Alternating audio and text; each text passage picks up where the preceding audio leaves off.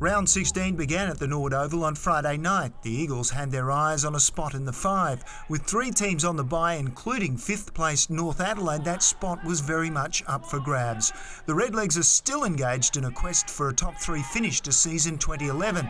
This had all the markings of a good contest. And a good contest it was. Well, at least for the first quarter anyway. A 6-goal Norwood onslaught in the second term realistically killed off any chances the Eagles had of taking that much-coveted spot in the top 5. It took only 1 minute for Matthew Jacquier to score the Eagles' only goal in the second quarter, but then it was playtime for the Redlegs. Once again, it was Jimmy Savage setting up Luke Rander from the Athelston Football Club for his 20th goal of the season. But Jimmy Savage also bagged some goals for himself on Friday night. At 196 centimetres tall, Jimmy's imposing stature may be a little intimidating, and he had no trouble winning the contests inside 50. 2 of his 3 goals came from free kicks, and he didn't miss once. Also on the scoreboard for Norwood was Patrick Kerrin. The 19-year-old from St Ignatius College booted 3 for his team to add to the 7 he already has for the season. Pat's had a few runs in the reserves this year too, 8 to be precise, and he's got 8 goals to show for it. His goals in this match all coming from uncontested marks. That's what happens when you can read the play as well as Pat can. 8 kicks, all of them effective, 5 handballs and 6 marks for Patrick Kerrin. Jack O'Leary was voted best on ground for Norwood with 10 kicks and 10 handballs, and every one of those handballs found its mark too.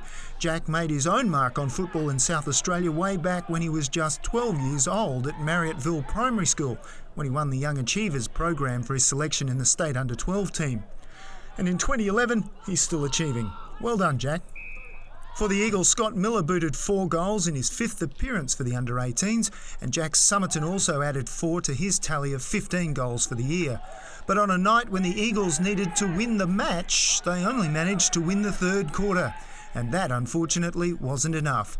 At the end of the final quarter, where it really matters, it was Norwood by 33 points.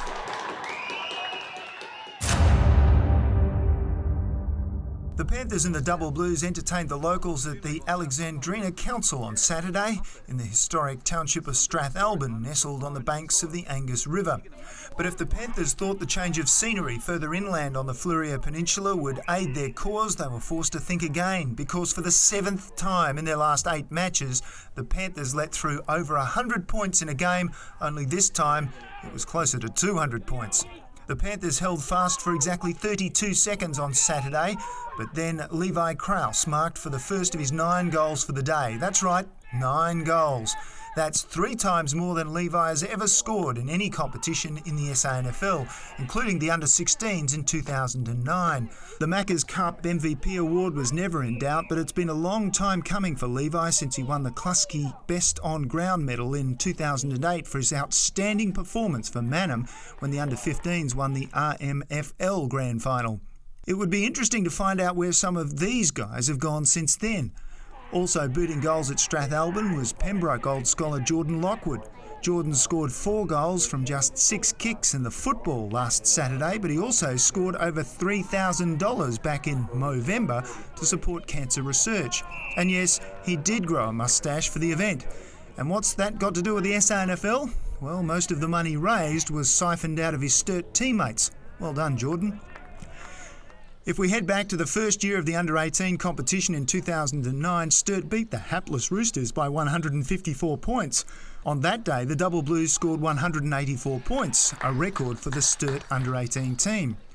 Well, the boys themselves might not even realise that their round 16 2011 score of 28 goals 17 was the highest ever score by Sturt since the inception of the under-18 competition, eclipsing their 2009 total by just 1 point. Even more cause to celebrate. At the Strathalbyn Oval, it was Sturt by 118 points over the still breathing but only just Panthers.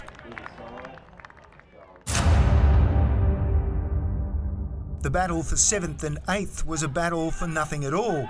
There isn't much on offer for West or Centrals. It's unlikely either of these teams will play finals football, and the Panthers have got the wooden spoon all wrapped up. Nevertheless, the Dogs travelled to Richmond, hoping to at least boost their percentage, if nothing else. But unfortunately, their percentage went down by quite a lot. The last time these two teams met, it was a thriller at the Elizabeth Oval. Ahead at every break, Central District could have and perhaps should have won the match with the very last kick after the siren by Nathan Barch. But a behind wasn't enough. The Dogs went down by 4 points. No such drama in round 16, although the Dogs did win the first quarter with goals to Nathan Barch and Dallas Hill. It's a shame the Dogs won't want to remember this match because Dallas Hill certainly had a memorable day. He scored the most goals he's ever scored in an SANFL match with 7 for the day. It's not often a player on a team that loses by 15 goals scores 7 goals in a match. But West took hold of this match from quarter time and never let go, with 3 players back from the reserves, including captain Ed Keenan, and 2 back from injury. This was possibly the strongest side the Bloods had fielded in many weeks. Best on ground, controlling the forward line and also scoring 7 goals for West was Tom Carter at centre-half forward. His stats for the day were respectable, with 16 kicks, 6 handballs and 10 marks. And also scoring 6 goals for the Bloods was Billy Keenan in his first game as a forward. You can bet it won't be his last. Tonight, Westies play the Eagles for the Jake Watson Shield at Richmond Oval. That's from 5 o'clock. Might well be worth a trip out. In round 16, though, it was West by 91 points over Central District.